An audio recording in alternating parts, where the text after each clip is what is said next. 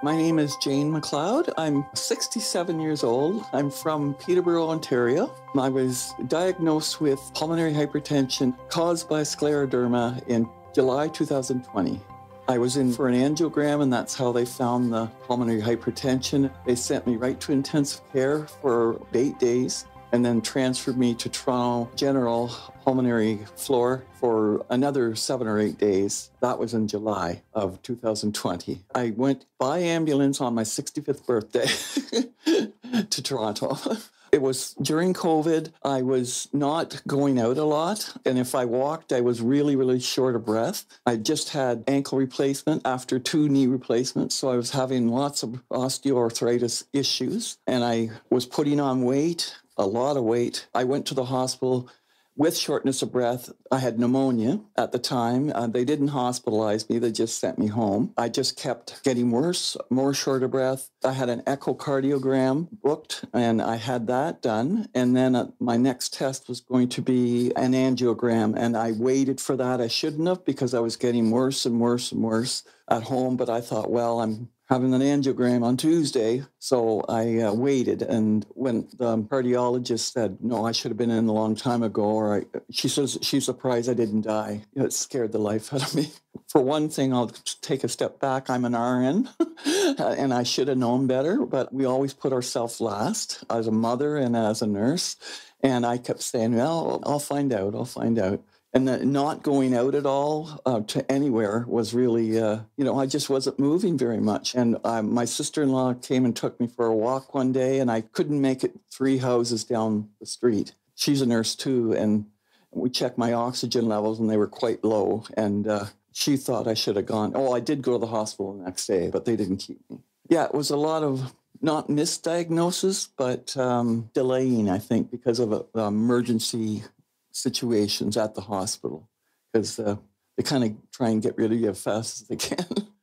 I read a lot online. That's one of the reasons I really like that Pulse newsletter I get once a month. I do a lot of research on the drugs, and I've just only been on oxygen now for a year in March. I ended up back in the hospital in heart failure, and they sent me home on oxygen. I was there for about 2 weeks because my saturation levels were quite low. After that, I thought, I can't let this happen to me like this. So I started cardiac and a pulmonary rehab. I was doing that a couple days a week, and then retook the pulmonary rehab again on the advice of my pulmonary doctor in Toronto. Since then, I just go to the Y 5 days a week and exercise. I'm trying to be positive. We're newly retired, both my husband and I, and we don't want to live our retirement in fear. So we're trying to do as much as we can. Last summer, we went to Nova Scotia for 2 weeks, and this summer we're going to BC for 2 weeks. We definitely need stuff like that to look forward to. We just bought a dinghy that we're going to put a motor on, because there's lots of lakes around where we live, because we love being on the water. Can't afford to live on it, but we love being on the water. So we're trying to do as much as we can with the time we have, because we don't know how much time, right? I have 2 sons. My oldest son is 42. He has Down syndrome. He lives with us. He's got cancer. So we're going through a lot of issues. We're trying to keep him healthy and happy, and he is doing very well. His cancer is not a fast-growing one, thank goodness, and he will start chemo eventually, but right now he's fine. He does a lot. And I have another son that's married and has one son and then a stepdaughter now. So we have the 2 grandchildren. And my son, David, the one that has Down syndrome, is very supportive. He just cares about me too much. And I have 7 brothers, sister-in-laws, and my family are my wonderful support. They look out for me very much so. And my husband, especially since he's retired, he's just my caregiver. I have not met anybody with scleroderma or pulmonary hypertension ever. It would be nice to hear other stories and find out if what I'm feeling is real, and the fear I feel all the time about, am I going to live? I'd like to hear if that's common. Yeah, I worry about it constantly, actually. So it will be nice to have some other input and find out new treatments if there's any, and how best I can make mine work better.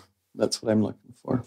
When I was diagnosed, I was in shock. Like I said, not a lot of people know about it. And I was in a teaching hospital, so I had a lot of a lot of doctors and staff coming at me, and so that was kind of scary. But it never really leaves my mind that I have this, and I don't know if that's being selfish or I don't know. Even when we're driving, we go for drives, and that's my sense of relaxation because we live in a nice, quiet area. I like to go for drives, so it takes my mind off my fingers that sting all the time, or I've got all these post-broken bones that stick out and lots of issues like that. I feel like I'm better with it because going to the Y, I'm trying to be positive. People look at me all the time because I'm wearing oxygen, doing an elliptical machine. I really don't care what people think. I am feeling more positive about it.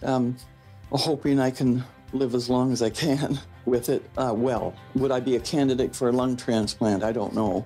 One of my doctors said it's not off the table, but you have to be a specific BMI for that, and I'm really trying. I've lost like 70 pounds, so I'm working at it. It's not easy.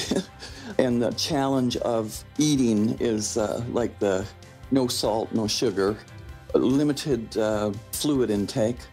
So that's the challenge. That's a real challenge every day, every single day, because I have to weigh myself every day, and if my weight goes up a bit, it's fluid. I take extra water pills. So, yeah, it's a daily work in progress, I would say. My name is Jane Macleod, and I'm aware that I'm rare.